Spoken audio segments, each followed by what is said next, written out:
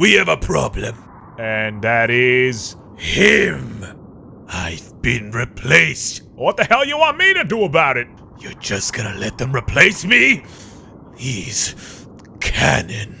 Let me start by saying something right off the bat. I think Broly is one of the most overhyped fags in not just Dragon Ball, but anything in fiction. I personally do not understand what people see in this guy. I mean, he's a Super Saiyan, he's got muscles, and he's evil. Big deal. But for some reason, despite the simplicity of this character, he has one of the most devoted fan bases. And these guys are so good at sucking this dude's dick that Toriyama just said, fuck it, this dude's canon to the overall story of Dragon Ball. If canon even really means anything when it comes to Dragon Ball nowadays, I don't fucking know. Me personally, I don't really give a fuck about Broly one way or another. I mean, sure, when I was a kid, I thought he was cool like everybody else, but now that I'm a grown adult, with critical thinking skills, he's really not better than any other movie villain. However, I thought it'd be fun to do a little video comparing the Broly of old to the new age Broly, as well as clear up some misconceptions about the character, as there are quite a few. Now, before I get into this, I did create a poll wondering what you guys preferred, the old Broly or the new Broly. And while some people like the old Broly, a lot more preferred the newer one. And considering how controversial my last anime opinion was, and yes, Ichigo Kurosaki still sucks, hashtag don't give a fuck, I can't help but feel like this is gonna be another controversial opinion that I have, for I too prefer the old Broly as opposed to the new canon one. And I'll explain in this video why that is. So first up, let's talk about Dragon Ball Super Broly for a little bit. So one of the things that I absolutely hate about this movie was all the promotional material coming out for it claiming that this was an original story by Akira Toriyama. No the fuck it was not. This film is literally the definition of copying somebody else's homework and then changing things up a little bit so it doesn't look that obvious. He added in Dragon Ball Minus, which I acknowledge that he stole that from himself. Dragon Ball Minus is an original idea by Akira Toriyama, and I'll touch on that a little bit later on in the video. But one thing that he did not create was the story of Broly or even Broly himself. That was somebody else. And yet Akira Toriyama still uses similar beats from the original Broly film in the Dragon Ball Super film, like Broly being born from a ridiculously high power level, King Vegeta taking notice of this and trying to get rid of Broly, Paragus using Broly to get revenge on King Vegeta by killing Vegeta's son, Vegeta, Paragus having a way to control Broly in case he gets out of line, and Broly hulking out into legendary Super Saiyan form. The problem is these moments are in Dragon Ball Super Broly, but they're watered down for no good reason at all. Like for instance, King Vegeta doesn't try to kill Broly and Paragus like he did in the original film. He was just gonna send Broly off to some distant planet. Or like how Paragus still wants revenge on Vegeta after like 40 fucking years. Now, the original Paragus also wanted to do this as well, but at least in the original film you can make the case that Paragus couldn't find Vegeta until the events of this film. In Dragon Ball Super Broly, Paragus was stranded on that desolate planet for 40 years and still want to get revenge on a person who had nothing to do with your situation whatsoever. Also, Paragus in the original film was a full-fledged villain, and this guy right here is just kind of a beta cuck, so I can't understand his reasonings for wanting to kill Vegeta after all this time. Or like with Broly and his shock collar, I can't be the only one who thought that that was completely stupid. Like, first of all, how is somebody with this high of a power level being hurt by the electric shock sent through that collar? In the original Broly movie, Broly had that little tiara that calmed him down, but it didn't hurt him. It just kind of made him relax. And I'm like, okay, that makes sense. But here in the new film, Broly can be hurt by his collar and is even afraid to get shot by his collar. Now, I'm not saying that Akira Toriyama and the rest of the people that were working on this film should have done the exact same thing we've already seen again, but if you are going to use these moments, then use them to their fullest effect or make them better. But don't have them in here and then tone them down for no reason. And speaking of toned down, Broly's character just got neutered because he's not even really a character in the film. He's there for the sake of fighting Goku and Vegeta, and that's basically it. He has no real personality or anything, he's just a blunt instrument for the sake of fighting the protagonist, for the sake of giving you something cool to look at. Like, say what you want about the old Broly, whether he was a good villain, bad villain, whatever, it doesn't matter. He was a villain in general. Like, dude was a straight up psychopath. He loved to cause death and destruction wherever he went. Like, old Broly felt like a tangible antagonist, whereas the new Broly just feels like he's there for the sake of fan service. Case in point, the Gogeta versus Broly fight. Now, this isn't even an original concept right here because fans have been clamoring for it for years. It's been a thing in many video games. And just a year before this movie, there was an attraction ride at Universal Studios of Japan called Dragon Ball Z The Real 4D, which which features God Broly going up against Goku, who has fused with the audience. Now, it's not Gogeta, but still, it's a very similar concept to what happened at the end of this film. Now, my point in saying that, besides blatant plagiarism, is that Broly's whole existence is fan service. Nothing more, nothing less. He's never going to become this great, compelling character. This is who he is, plain and simple. I mean, if you need any further proof to that, ask yourself this. Why is Broly giving two Saiyans, who are on god tier levels of power, a run for their money? Like, I know that Broly was born with an incredibly high power level and all that, but Goku and Vegeta primarily at this point in time will succeed whatever latent power Broly has, or at least they should. With the original Broly, everybody that participated in that fight was around Super Saiyan levels. Now, Broly in the film succeeds Super Saiyan levels, but he wouldn't be able to take on somebody that's beyond that. Like, he wouldn't be able to take on a Super Saiyan 2,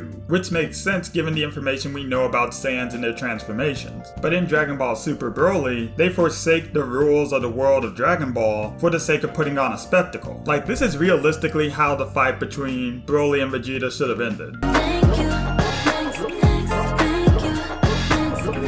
And that's it, it's over. Broly is down, they are victorious. But of course that would be too boring, and instead of building up Broly proper, we're just gonna have him be able to compete with two Saiyans that are basically gods at this point. So, whatever. Now, going back to the original Broly and the events of the original film, a lot of people say they prefer the new Broly over the old one because he has a quote-unquote better backstory. Now, usually what people refer to when they talk about Broly's backstory is Goku cried as a baby, and this is the reason why Broly hates Goku, and why he's super strong and why he's evil. But what if I told you that this claim was false? Let me explain what I mean by that. You see, Goku crying as a baby served as the catalyst for Broly breaking free of his father's control. Like, Goku crying next to Broly when they were babies is probably the single worst memory that Broly has, because everything else is just Broly getting off on all the violence and destruction that he's causing. And because he only has that one bad memory, when Goku shows up, he remembers Goku crying as a baby, and that gives him enough of a push to make it so that Paragus can no longer control him with his little tiara. And Goku crying did not make Broly evil, he was already evil. In fact, every single Saiyan is inherently evil. Even Goku was before he got hit on the head. Also, Broly does not hate Goku. Sure, Goku crying as a baby did annoy him, but he has no real animosity towards the dude in particular. Like, look at the fight between Goku, Trunks, Gohan, and Broly. Broly doesn't even go after Goku first, he goes after Trunks first and then makes it clear that Gohan is next. So after Goku tells Gohan to get the hell out of Dodge, Broly folds Goku real quick and then immediately goes after Gohan. Now, if he really hated Goku, he could have just left Gohan alone and continued to beat Goku up, but he doesn't. In fact, there are plenty of times during the Broly fight where Broly could have just continued to wail on Goku, but didn't for one reason or another. But it's not like Broly had it in it for him in particular, he was putting hands on all the Z fighters. He, just like any other Saiyan, just wants to prove his superiority, albeit Broly is a bit more aggressive when it comes to this aspect. Now, you're probably thinking, well, what about all the times he goes Kakarot, Kakarot? And you're right, he does act that way in the second film, Broly's Second Coming, and primarily in the video games. In those two mediums, they do over-exaggerate that, but in the first Broly film, Broly the Legendary Super Saiyan, he does not hate Goku or is angry with him in any way, he just wants to fight because that's what he loves to do. But anyway, now that I've cleared some things up, let's go into talking about his backstory proper, shall we? So Broly as a baby started off with a very significantly high power level. King Vegeta saw this as a threat to his rule and tried to have him executed. Paragus tries to intervene, which leads to King Vegeta trying to execute him as well. And later that day, Planet Vegeta gets destroyed by Frieza, but Paragus and Broly survive due to Broly's latent power. And then they're left wandering around the universe for years, with Broly wreaking havoc wherever he goes. Paragus tries to stop him, which leads to him getting his eye punched out by Broly. And so, he has somebody make him a device that will calm Broly down and keep him in check, allowing him to use Broly for whatever means he wants to, like destroying the South Galaxy, for example. And that's basically his backstory up until Goku and friends arrive. Now, let's look at DBS Broly's backstory for comparison. Now again, he has a ridiculously high power level, and King Vegeta sees him as a threat to his rule, but instead of trying to kill him and his dad, he just sends Broly off somewhere else and and Paragus follows suit. And despite Broly having this super high power level, he could not defeat a bunch of those weak monsters on that planet that he got sent to without turning into a great ape. And instead of him and his dad doing their own thing, they're just kind of stuck there for 40 years until Frieza's henchmen come and find them. And that's basically it until the present day. So I mean, what was so special about his backstory this time around? The fact that he befriended that one monster and keeps its rotting ear on his chassis? Okay. Now the thing is, I know the movie wants you to feel bad for Broly and his situation, but I personally just can't. Partially because this is the umpteenth time that Dragon Ball is doing something with Broly, but also because Broly himself is lacking in personality. And the reason why he's lacking in personality is because his only reason for being here is to give us a fight, and that's it. Other than that, there is no proper emphasis given to him. Don't believe me? Well, let's compare the importance between old Broly and new Broly. So in Broly the Legendary Super Saiyan, they immediately stress the importance of this guy by saying that the South Galaxy got wiped out and Broly was the cause. This catches the attention of King Kai, who sends Goku on the case to go investigate. Meanwhile, Paragus lands on Earth and brings Vegeta over to New Vegeta so that when the comet hits that planet it'll kill Vegeta, thus having Paragus get pseudo revenge on King Vegeta for what he did all those years ago. But Goku ends up arriving on New Vegeta as well, and of course this agitates Broly, who breaks free of his father's control and going on a rampage. All the while the comet is getting ever closer to the planet, so not only do they have to fight Broly, but they're also on the clock to defeat him as well, because if Broly doesn't kill him, the comet sure as hell will. Also, the flashbacks gave insight to Broly's character as well. None of them felt wasted like they did in the new film. Seriously, what did Dragon Ball Minus do in Dragon Ball Super Broly besides create unnecessary problems in the story of Dragon Ball? Like, that's one of the worst stories in Dragon Ball anything, and they added it in here for what? Padding? Y'all could have given a little more to Broly instead of doing that, because on top of just adding multiple layers of unnecessary retconning, it just feels lazy because the groundwork is already done for you in the story of Dragon Ball Minus, so you didn't have to create anything new. When you could have taken your time to make something new and make Broly a compelling character, but didn't. Broly's importance in Dragon Ball Super is non-existent. Like, let me ask you something. What are the consequences of Goku and Vegeta losing the fight to Broly? Frieza getting 5 centimeters off the ground? You can't say that they'll destroy the planet because they destroyed the polar ice caps and the planet is still there. So the planet can't die apparently. Frieza isn't gonna take over the planet because Beerus and Whis practically live there and ain't gonna sacrifice the food over to Frieza. At the most, Goku and Vegeta might die, and even that's just a might because Frieza survived a 1-hour ass whooping. Some fucking how. But even if they were to die by Broly's hands, Whis would just rewind time and give him a do-over, let's be real. Now, one thing I don't want people to take away from this is that I think the original Broly movie is perfect. It's not perfect by any regards, but it is more coherent than the newer Broly film. And honestly, I'd much rather have a more coherent mess over a piss poor story. And this isn't me trying to change anybody's mind on Broly or anything. Like, if you like either or the other Broly, then by all means, more power to you. Like I said, I don't care for either Broly. However, if I were to pick one, I would go with DBZ all the way. But let me know what you guys think. Did I not give new Broly a fair shake? Or is he, like I said, loaded fan service? As always, if you liked anything I had to say, don't forget to hit the like and click subscribe. Also, follow me on these social media platforms. You wouldn't want to commit treason now, would you?